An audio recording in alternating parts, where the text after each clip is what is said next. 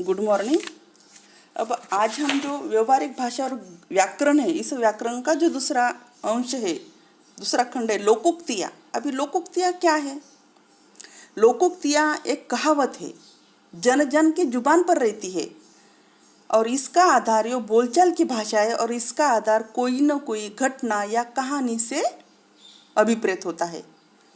और लोकोक्तियाँ के माध्यम से भाषा और भी आकर्षक और प्रभावशाली बन जाती है। मुहावरे लोकोक्ति की विशेषता है। मुहावरे की तरह इसके भी शब्द अपरिवर्तनीय होते हैं। लोकोक्तियाँ अलग है, मुहावरे अलग है। इसका प्रयोग प्रसंग के अनुसार होता है, परंतु इसका स्वतंत्र अर्थ नहीं होता।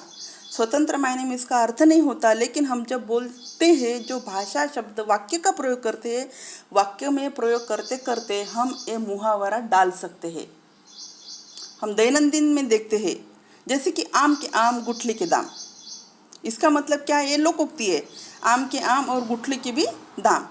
इसका मतलब यह है कि दोहरी लाभ, दुगुना लाभ है। यानी कि आम भी खाने को मिलता है और गुठली जो निकलती है उसमें से उसके भी कुछ चंद पैसे मिलते हैं।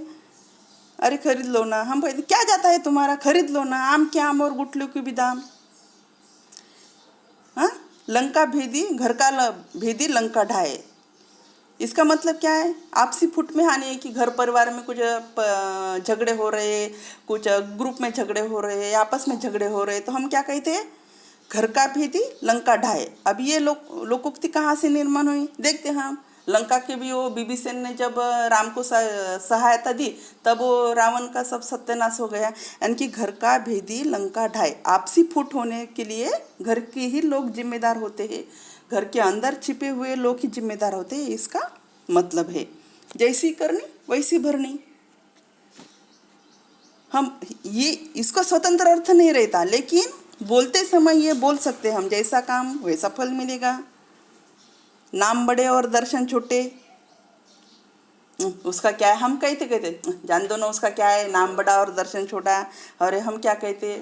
बड़े बड़े बातें और वड़ा पाव खाते। ऐसे जो हम बोलते बोलते बोल जाते, उसको कहते हैं लोकोक्तियाँ।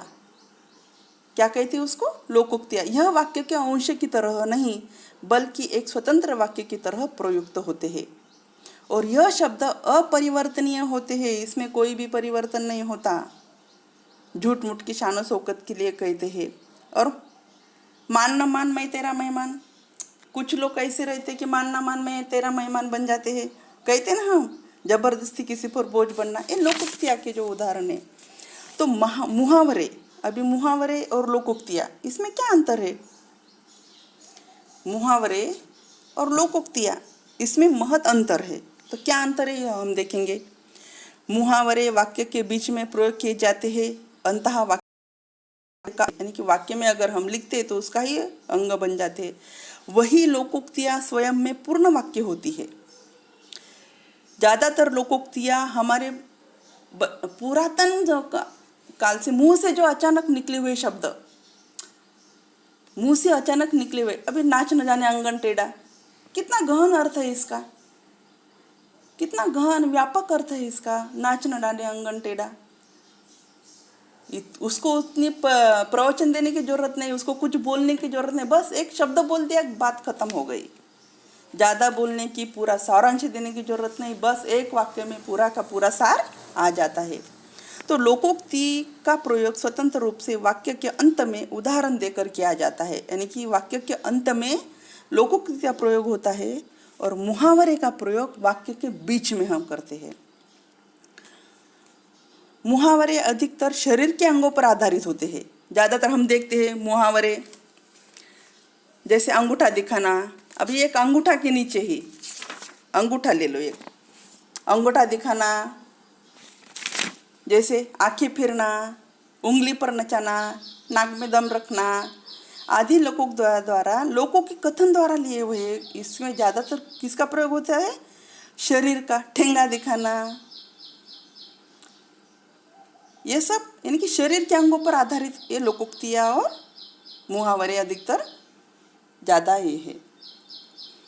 जब मुहावरे का वाक्य में प्रयोग होता है तो लिंग, वचन, कारक के अनुसार उसमें परिवर्तन हो जाता है। लिंग यानी कि स्त्री के लिए उपयोग में ला रहे हैं या पुरुष के लिए उपयोग में ला रहे हैं,